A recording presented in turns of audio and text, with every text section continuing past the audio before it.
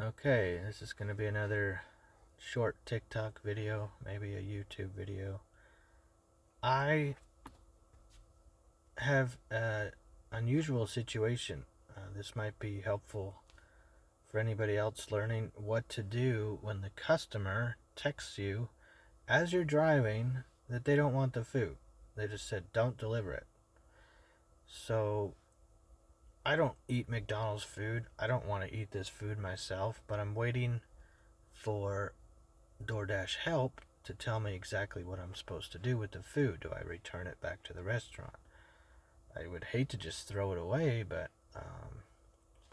I guess that's what I'm supposed to do. I don't know. Maybe there's no homeless people in Windsor that I know of, so I might be tempted to give it to them, but I don't even know what the law says about giving it to homeless people. So if you want to comment in the comment section about what you've done in this situation or what you think people should do, I would love to hear your opinion.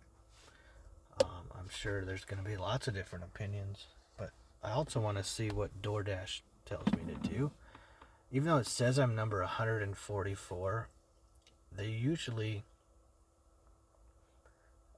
pick up much sooner. That I don't think that's ever even gone below 100. Maybe they're just trying to discourage you from using their help because it's a little bit expensive for them to have human beings try to make a decision for you. And they probably don't even like to make a decision for you. They'd rather have you make the decision and you be responsible for whatever happens.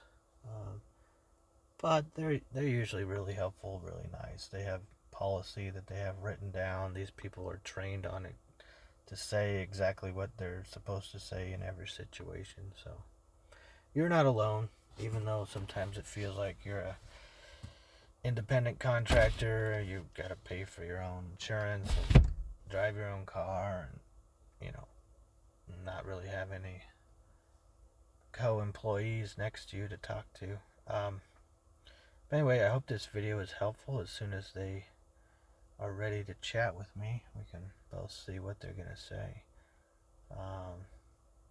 This might be a good time to pause the video and express your opinion on what you think they should say. I wasn't planning on making such a long video. It's kind of sad because I don't think I'm going to get paid very much waiting for them to reply. I could have unassigned the order, but then I would have had, uh, one more point against me as far as uncompleted orders. I don't want that, especially since I'm trying to apply to the catering program or large order program that requires you to have a 95% completion rate. There's a difference between a completion rate and acceptance rate. My acceptance rate is pretty low. I don't want to be a top dasher. I tried that. I was that for at least 2 months, and you end up accepting $3, $4, $5, $6 orders, sometimes that are 10 miles in distance. It's just crazy, and you don't know if the customer is going to tip you at all. And often they don't, and so it's really sad when you spend 30 minutes for $4. I think DoorDash at the end of the month or the end of the pay period or quarter gives you enough so that they're giving you at least minimum wage, but it's just not fun, especially if you're living paycheck to paycheck and you need that money before the end of the quarter. So I don't know what else to say as I'm waiting. Hopefully that actually doesn't go below 100. Don't have to wait too long. Usually on a Saturday night, there's a little bit longer wait. I just looked at the drive-through right now. About 1 a.m. It's almost always really long and slow for some reason. Oh, no, I shouldn't say slow. It was a pretty average wait time for, it was about 1 or 2 minutes for each order. Maybe the last time I went through it, probably 2 or 3 minutes. It's hard to blame them for not taking more than 2 or 3 minutes, but they never know how many employees they need. I think it'd be awesome if they had like a system like DoorDash where you could punch in and punch out. And of course, they don't want you to punch out when it's really busy, but I think if there was enough if you gave employees that option, you would end up having so many more employees that want to work and are available to work and signed up with you to work. You know, I'm talking about McDonald's. Like, if restaurants had the same sort of punch in, punch out perk or option, whatever you want to call it, for employees, you would end up having so many more employees or independent contractors, whatever you want to call them, on call, ready to be there, waiting in their cars, waiting at their friends' houses right next to the restaurant, ready to punch in when you need them. And you're going to give them incentives for punching in when you really need them, right? It just makes sense. Everybody gets their food faster. Everybody gets to work more. In the long run, oh, here we go, finally. Let's see what they say.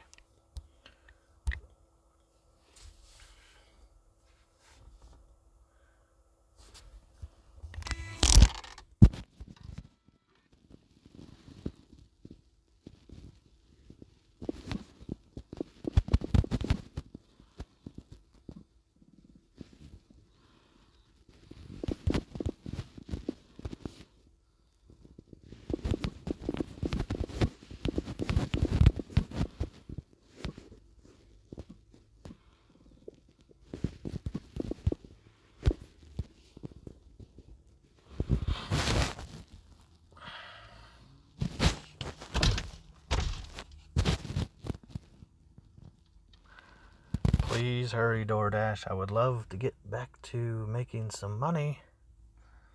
You know, this order has ended up taking me, 20, 30 minutes. I'm sure I'm not going to get much in compensation for all this wait time. I guess maybe they'll tell me exactly what I can do next time so I don't have to wait for a human being to respond, but this has never happened to me before, and it's pretty hard to know exactly what to do in every situation. I guess if you like to read a ton of stuff, you can read,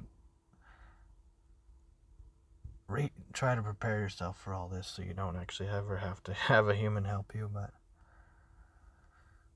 I don't know, I just sometimes don't like to invest a lot of time into reading about a company that I'm not sure I'm going to be with long term. I don't think too many people want to make DoorDash driving a long term job.